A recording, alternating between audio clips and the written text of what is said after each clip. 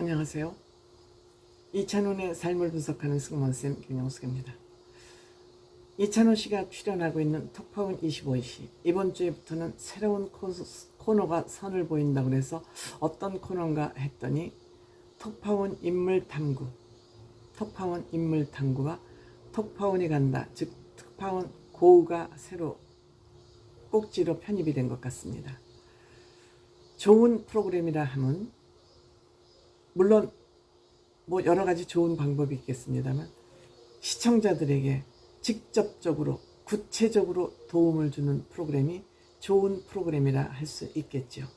왜 시청자들이 방송사들의 프로그램을 시청해 줌으로써 프로그램에 도움을 주고 있으니까 시청자들에게도 직접적인 도움을 주는 것, 이것을 역조공이라고 표현을 하기도 합니다만 이번 주부터는 톡파운 인물탐구와 톡파운 고, 이 두 가지 코너가 편성이 됐습니다. 여기에 이찬원 씨가 이 프로그램 이 꼭지는 참 좋다, 긍정적이다, 즉 시청자들에게 직접적인 도움을 줄 수 있는 그런 코너이기 때문에 이찬원 씨가 이거 참 좋다 라고 감동을 한 것 같습니다. 이번 주 톡파운 25시의 인물탐구 편에서는 미국 대통령으로 누가 뽑힐 것 같으냐라는 것을 예측을 해봤습니다. 제 개인적인 생각으로는 해리스가 됐으면 좋겠습니다. 이 트럼프 같은, 저는 뭐 제정신이 아니라 그러면 좀 과한 표현일지 모르지만 자기 멋대로 세상을 사는, 자기 이익대로만 살아가는 이런 사람이 세계 경찰국의 대통령이 돼서야 되겠습니까? 자기 이권만 추구하는, 자기 주변의 이익만 챙겨주는 사람이 세계 대통령이 되면 말이 되겠습니까? 이 문제는 결국 세계를 어지럽힐 수밖에 없는, 돈에 치중하고 돈에 몰두하는 사람들은 결국은 망하는 길로 갈 수밖에 없는 그런 길을 갑니다. 욕심의 극은 망국입니다. 욕심의 끝은 망국일 수밖에 없습니다. 이 해리스의 정체성을 가지고 따지고, 또 해리스가 엄마가 아니다, 해리스는 인도계의 엄마다, 흑인이다, 그러니까 이 트럼프는 백인 우월주의를 가지고 그 다국적 국민이 세계에서 가장 모여서 잘 살 수 있는 국가임에도 불구하고 이 미국의 기본 민주 질서를 흐트러뜨린 사람이 트럼프이기 때문에 대한민국의 누구랑 같죠? 저는 트럼프를 보면 이재명이 생각나고 이재명을 보면 트럼프가 생각납니다.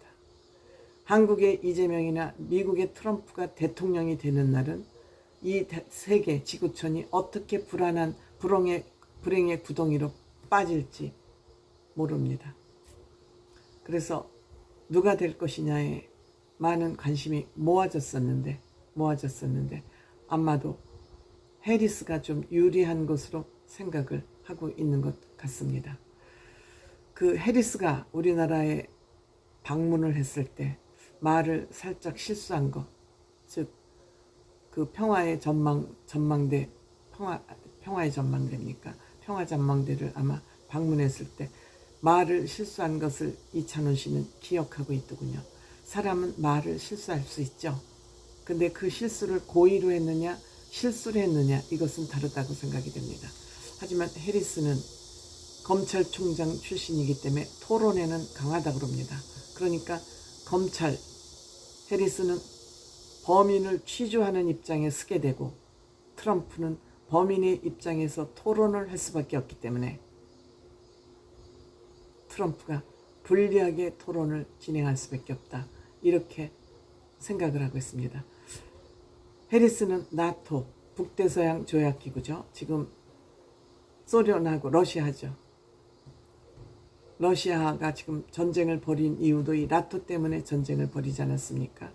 그리고 트럼프는 럭비 같은 인간이기 때문에 굉장히 세계에 불안이 조성될지 모른다 하는 차원에서 저는 해리스가 대통령이 되었으면 하는 그런 생각을 가지고 있고, 여기에 출연한 사람도 그런 생각을 많이 가지고 있는 것 같았습니다. 그 다음에 특파원 고팀에서는 사연을 보내면 그 사연을 읽고 그가 여행을 가려고 그러는 지역을, 즉 사연자가 보내준 엽서의 기준에서 그가 앞으로 여행을 가려고 그러는 지역을 그 현지 특파원이 먼저 가서 사전 답사를 해서 그 정보를 알려주는 그런 코너입니다. 아주 바람직하죠. 이찬원 씨가 야 이거 좋다. 정말 좋은 코너라고 저는 생각이 됐습니다. 업그레이드 됐습니다. 아마 이 제작진들도 이렇게 한번 해보면 어떨까 하는데 굉장히 첫날 방송은 반응이 좋은 것 같습니다. 이 사연자는 부모님들하고 3대가 베트남으로 여행을 가려고 그러는데 베트남 푸꾸옥으로 가려고 그런답니다. 그래서 이 여행을 가는데 좋은 정보, 사전 정보, 사전 답사를 해서 좀 정보를 달라고 이렇게 신청을 보낸 것 같습니다. 근데 이곳에 가서 그 사전 답사하는 모습을 보니까 우선 너무너무 좋아요. 너무너무 좋아요. 펜션도 너무너무 좋고요. 그 바닷가도 너무 좋고 인공 사파리도 세계에서 2번째 큰 인공 사파리가 여기에 있다고 그럽니다. 기린 레스토랑에서는 기린에게 밥을 주면서 또 기린하고 친해지는 그런 레스토랑도 있고요. 호국사라는 절도 MZ세대들이 요즘 불교 절에 굉장히 관심을 많이 가지고 있다고 합니다. 우리나라도 그렇습니다. 템플스테이를 비롯해서 우리나라 전통문화에 관심을 갖기 시작하면서 외국을 많이 다녀보면서 우리 것의 소중함을 알게 된 것이죠.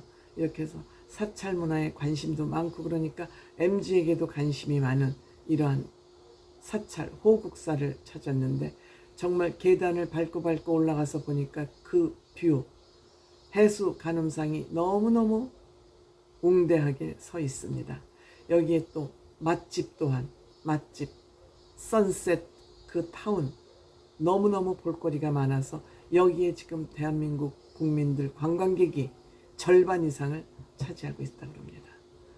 키싱 브릿지를 비롯해서 여기에 볼 것이 너무 많고 야시장을 비롯해서 이렇게 먼저 이분들이 가려고 그러는 장소를 사전 답사해서 정보를 줄 경우 이들은 그곳에 관광을 가서 2배, 3배의 경험과 기쁨을 누릴 수 있는 그런 정보를 사전 제공하는 것이죠. 맞춤 사전 정보를 제공하는 것 같습니다. 거기에 비해서 이 영상을 보고 또 다른 사람들도 이것으로 여행지를 바꿀 수도 있는 것이죠. 그 다음에 중국의 텐진, 리즌더 호텔, 여기는 이토 히로부미가 이곳에 머물렀다 그래서 유명하고 또 마지막 황제 푸이도 여기에 머물렀다 그러죠. 여기에 푸이 전시관도 있고 브루네 황제죠. 브루네 황제죠.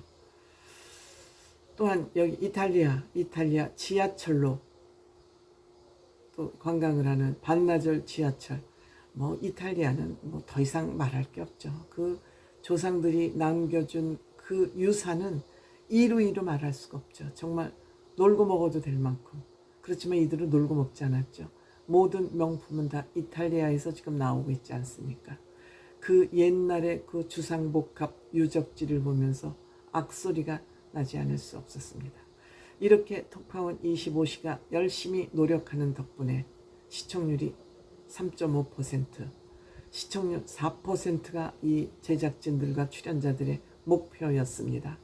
아마 4% 시청률 목표를 달성하면 이 특파원 고가 특히 시청률 견인의 중요한 코너가 되지 않을까 생각됩니다.